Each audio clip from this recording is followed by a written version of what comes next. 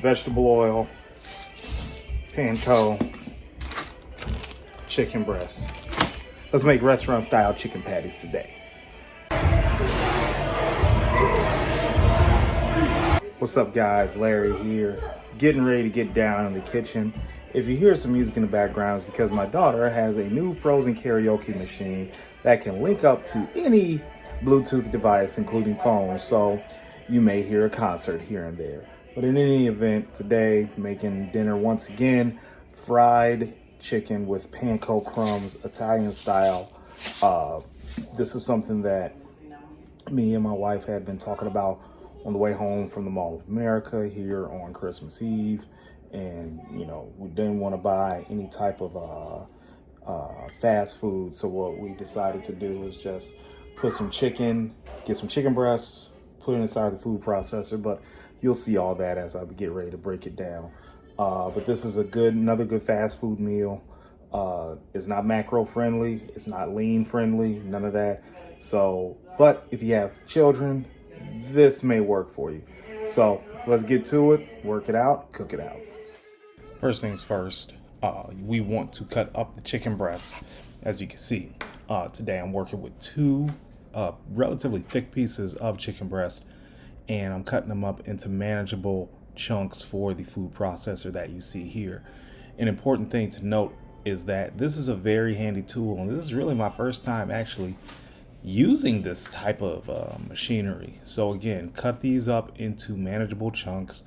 You don't need to do more than 2, maybe 3 pieces of meat in there. If I had a little bit of chicken thigh, I probably would have just put 1 in there because it was almost filled to the brim with 2 chicken breasts, and these are already cut thick chicken breasts that I picked up. So when I did this, I wasn't really sure of how much you could fit in there or how much the blades will be able to ground up as far as, you know, making this meat into a consistency to make patties with.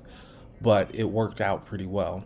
So as you can see here, I'm putting in different seasonings. I think it was Mrs. Dash, some paprika, some garlic powder, some black pepper, just to give it some pretty good seasoning up in there. And, you know, you can just stir that around and whatnot and really just make sure that it's evenly coated and ready to go. And you'll be ready to rock and roll when you put this food processor to the test.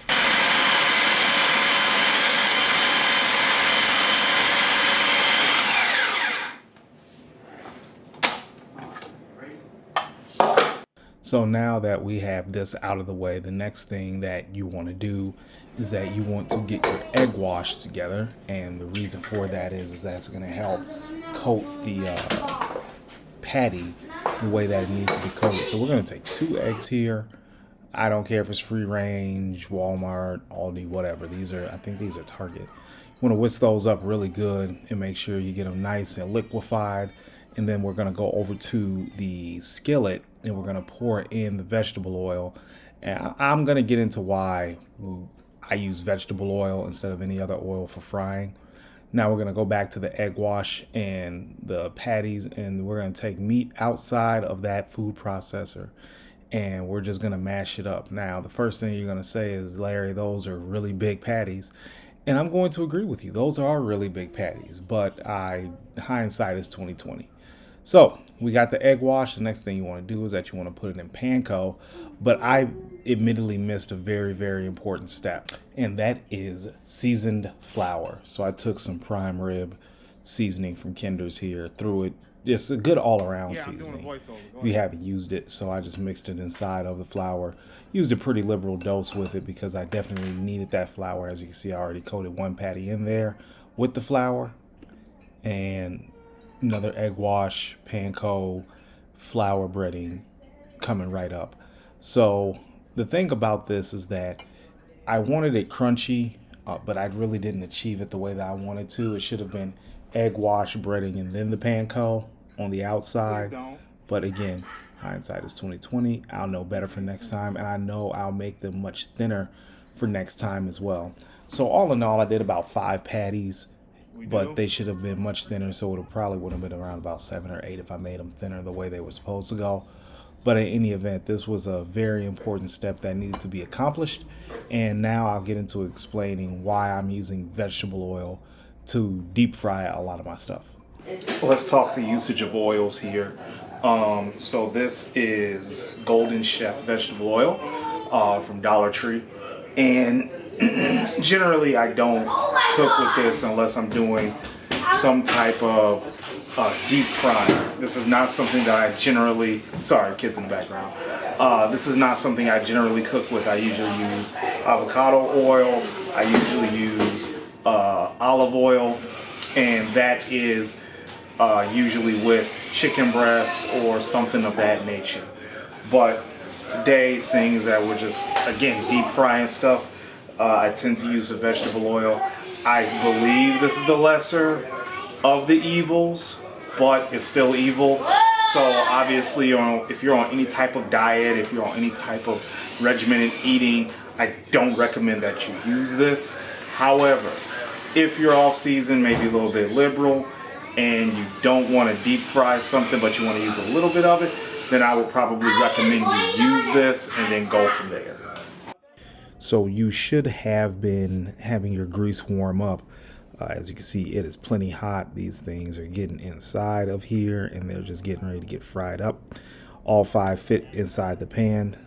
So, you know, again, if you make them thin enough, you could probably fit even more in, but also at the same time, understand that they may not all fit and you just have to make a contingency plan. And that means just usually keep on frying.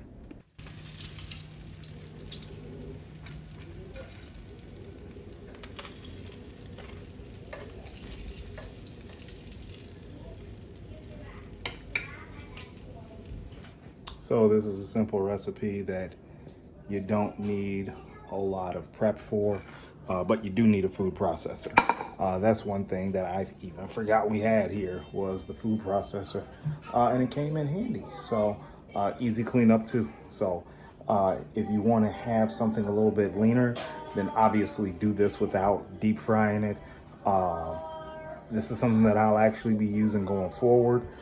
Just to change the texture of the chicken that I eat. And plus, when you break it down, like inside of a food processor in a bootleg way, it's already kind of pre-digested, so it's easier to eat. So there you go. But that's it, guys.